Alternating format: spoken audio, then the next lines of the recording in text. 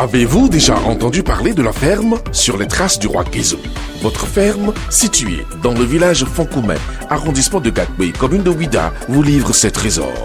Tomates fraîches, œufs, poulet bicyclette, huile de palme, tout ce qu'il vous faut en volaille, fruits, légumes et agroalimentaire.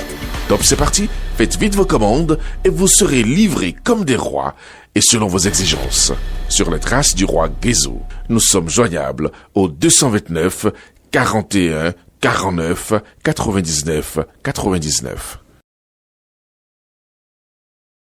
Chers internautes de BLTV, à travers ce conflit récurrent entre agriculteurs et éleveurs, votre télévision s'est déplacée vers la communauté Peul de Boukousséra dans l'arrondissement de Tchatchou.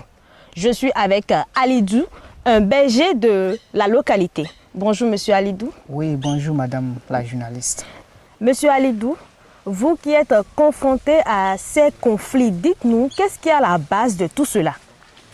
Les conflits entre éleveurs et agriculteurs au niveau de notre arrondissement, précisément dans le village de Boukousséra, c'est ne rien d'autre que souvent quand tu es avec tes bœufs dans la brousse, et un agriculteur qui vient pour t'agresser, soit disant que c'est toi qui as mis tes bœufs dans son champ.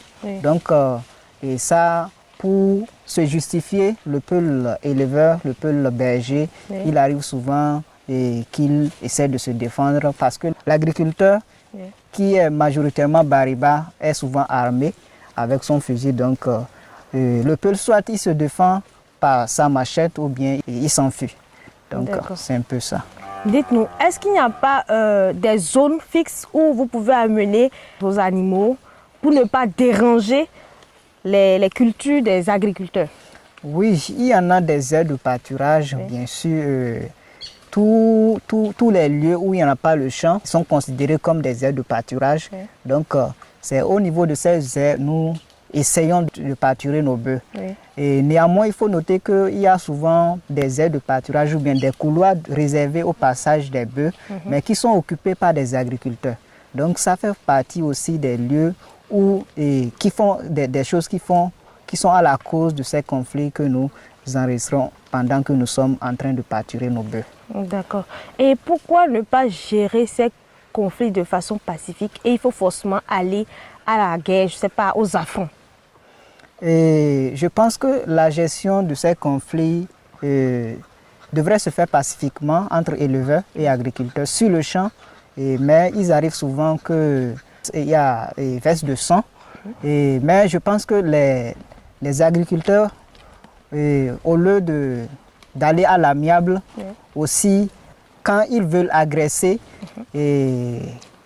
l'éleveur lui-même pour se défendre, il essaie de faire usage de sa manchette, donc ça fait souvent baisse de sang.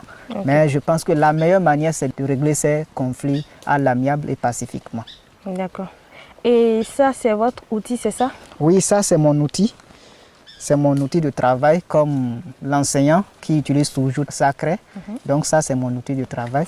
C'est mes outils de travail et mon chapeau pour lutter contre la pluie et le soleil. D'accord. Et pourquoi la machette, ça s'utilise à quel moment en fait? Pourquoi ça? La manchette, c'est pour couper les arbres, les feuilles des arbres que mes bœufs en ont besoin pour brouter. Donc ça, c'est pour couper les feuilles pour donner à mes bœufs. Et maintenant, ça peut aussi utiliser souvent quand mon bœuf a un souci, par exemple, ça se cale quelque part, ou bien je peux utiliser ça pour couper quelques arbres, en tout cas pour pouvoir le gérer. Mais généralement, pourquoi on remarque que lorsqu'il y a conflit, la plupart des peuls essaient d'utiliser ça pour blesser leur prochain? Pourquoi? Oui, l'utilisation de la manchette pour blesser ou bien pour se défendre, et c'est souvent, je peux dire que ça fait allusion à deux choses. C'est suite à l'inconscience de certains frères bergers qui ne comprennent pas qu'il ne faut pas verser le sang.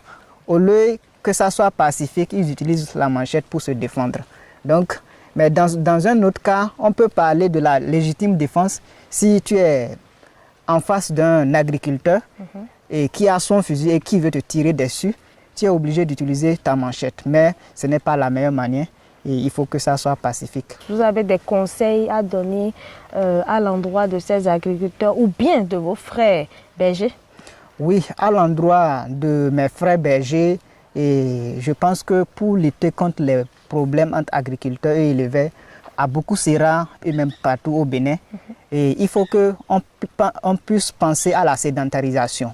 Nous devons se sédentariser et chercher des aires de pâturage, planter des plantes fourragères, planter les arbres dont les feuilles sont aimées par nos bœufs et qu'on puisse se sédentariser afin de pouvoir vraiment lutter contre ce fléau. Puisque nous-mêmes, selon nous, on ne veut pas qu'il y ait la guerre.